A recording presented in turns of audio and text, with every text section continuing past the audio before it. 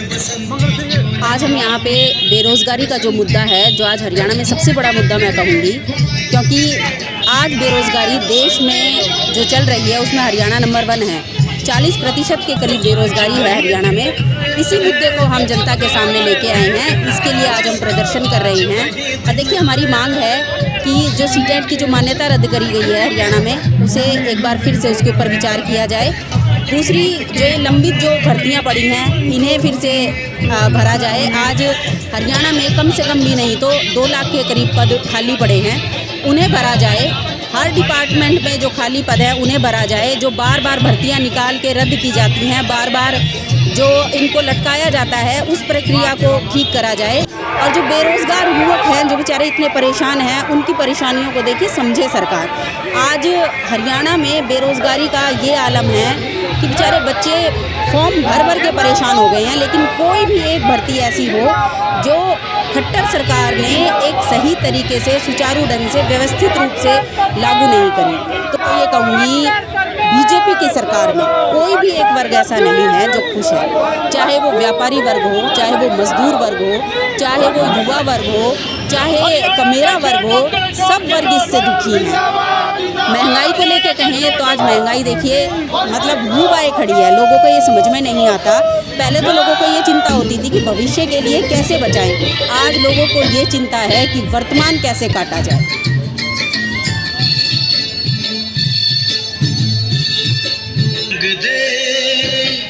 मेरा रंग ते बसंती चोला, मेरा रंग ते बसंती चोला।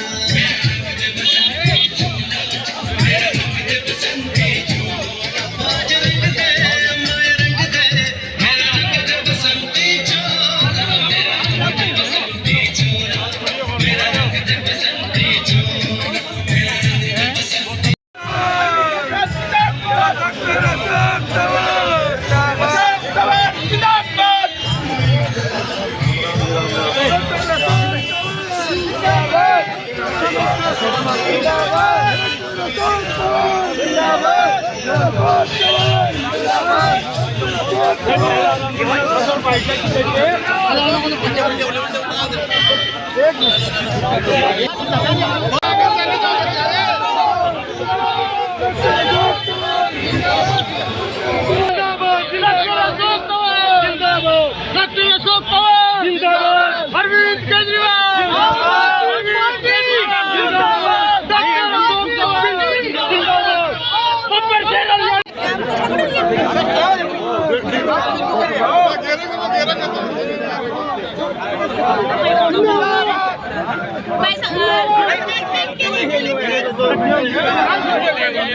आम आदमी पार्टी का जो पूरे हरियाणा के अंदर जगह जगह प्रदर्शन है, आज उस मौके पर यहाँ पर पहुँचे सभी मेरे सम्मानित बुजुर्गों, नौजवान साथियों, मातृशक्ति, हमारी बहनें, सब जानते हैं कि लगातार किस तरीके से इस देश के अंदर भी बेरोजगारी बढ़ रही है और हरियाणा के अंदर भी।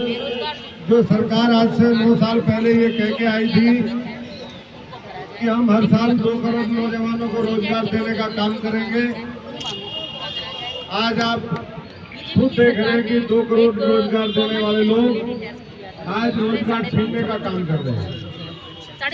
ये हरियाणा पूरे देश के अंदर बेरोजगारी में नंबर 1 पर पहुंच गया है, महंगाई पे नंबर 1 पहुंच गया है और लाखों लोग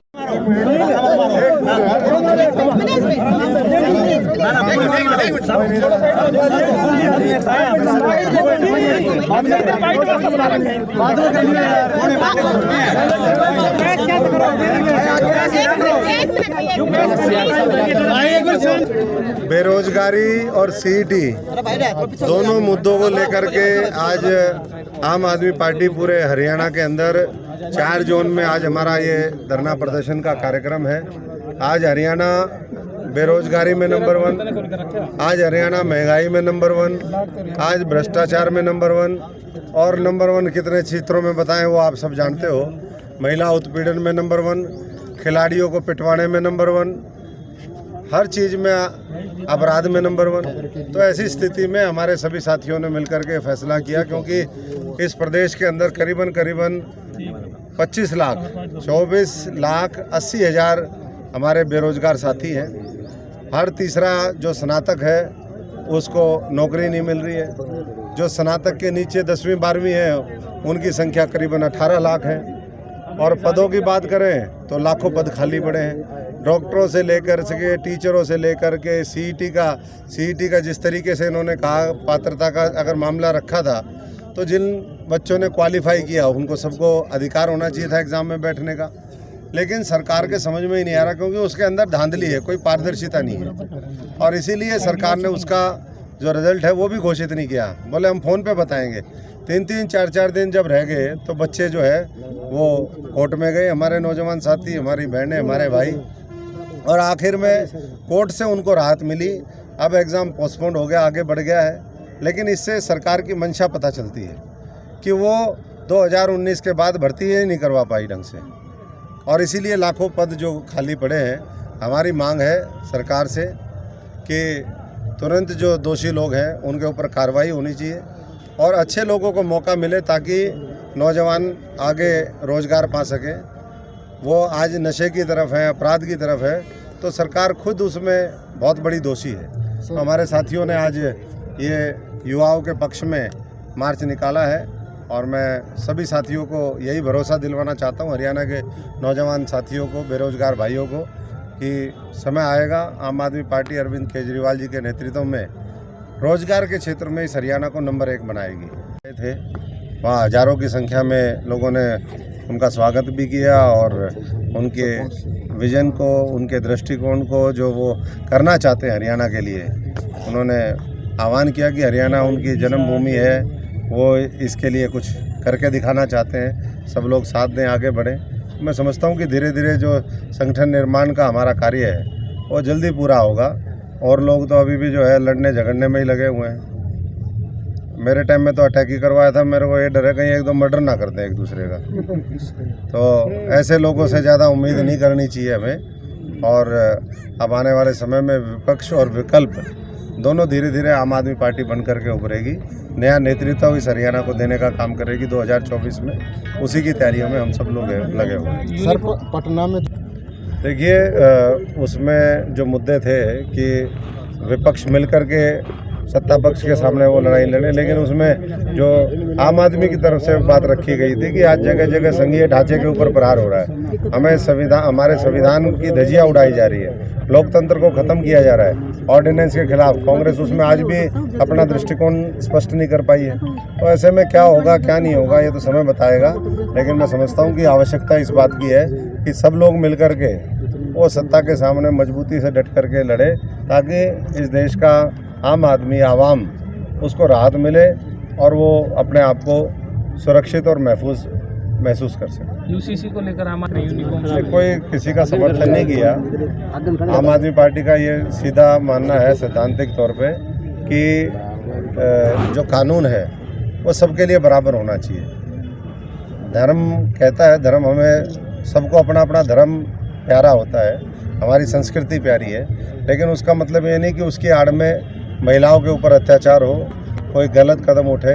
अगर आज़ादी के बाद, ये तो बाबा साहब उसी समय जब देश आज़ाद हुआ उसी समय लाना चाहते थे, तो बहुत सी चीज़ें हैं मैं समझता हूँ कि जिसके ऊपर चर्चा, और आखिर में संसद है, अच्छे बुरे जो भी पहलू हैं वो संसद में डिबेट करें और इस देश को एक समान तरीके से सबको समान अधिकार दिला करके वो अधिकार दिलाने का काम करें। सर भी के साथ राजनीतिक इच्छा जो हमारी है उसके माध्यम से हम हालात को बदलेंगे, क्योंकि आज सत्ता और विपक्ष दोनों सांठ-गांठ करके विपक्ष कई सड़कों पे ऊपर दिखाई नहीं दे रहा, और इसलिए जो है नौजवानों को सड़क पे आना पड़ रहा है। बहुत ही दुर्भाग्यपूर्ण और बहुत ही नाजुक हालात इस प्रदेश के हैं। सर, सीएम उसको बदलने के लिए सब आगे आए। सीएम साहब दावा करते हैं कि 1,08,000 नौकरियां दी हैं जो पहले कभी किसी सरकार ने नहीं दी थी। अभी भी करीबन 2 लाख नौकरी तो अभी भी खाली हैं, वो क्यों नहीं दी? 19 के बाद जो पीजीटी टीचर्स हैं उनकी भर्ती नहीं हुई, जिनको मुख्यमंत्री जी 7-8 महीने पहले खुद फ़ोन करके ट्विटर पे बधाई देते हैं कि आपको बधाई हो बेटी, नाम ले करके, आज वो भर्ती रद्द होगी, उस बेटी को नौकरी नहीं मिली। और ऐसे ही मैं समझता हूँ कि बार बार ये जो पेपर लीक होते हैं ये अपने आप में एक बहुत बड़ा स्कैम है और ये जानबूझ करके किए जाते हैं, होते नहीं है ये। तो ये दावों के परे है जो सच्चाई है और इसीलिए लोग सड़कों के ऊपर है। मैं तो यही कहूँगा, जैसे किसान मजदूर ने मिलकर के अलग अलग समय पर, चाहे वो जब 3 अध्यादेश पारित करे हुए सरकार ने हो तब का मामला हो या कभी भी एट्रोसिटी का मामला हो, लोग सड़कों पे उतरे हैं जब तब सरकार पीछे हटी है। आने वाले समय में ये नौजवानों के मुद्दे पर सभी समर्थन दें, सारी राजनीतिक पार्टी अपनी जिम्मेदारी समझे, यही मैं उनसे आह्वान करूंगा और लड़ाई सर, चुनावी में कानून व्यवस्था जो बुलडोजर चलता है, कानून व्यवस्था का भी मामला है और भी बहुत गहरी साजिश हो सकती है और इसीलिए हमने तो उसकी निंदा करी है कि लोकतंत्र के अंदर हिंसा का कोई स्थान नहीं होना चाहिए। अहिंसा के रास्ते पर चलते हुए, ये गौतम बुद्ध की धरती है, ये महावीर जैन की धरती है, ये संत महात्मा महापुरुषों की धरती है। तो अहिंसा के रास्ते पर चलते हुए हमने अपनी अपनी बात करनी है और जो इस तरह की घटनाएं करता है वो सामने आएगी तो जनता भी उनको सबक सिखाएगी। बाकी सरकार और प्रशासन का भी काम है। बहुत बहुत धन्यवाद। भारत माता की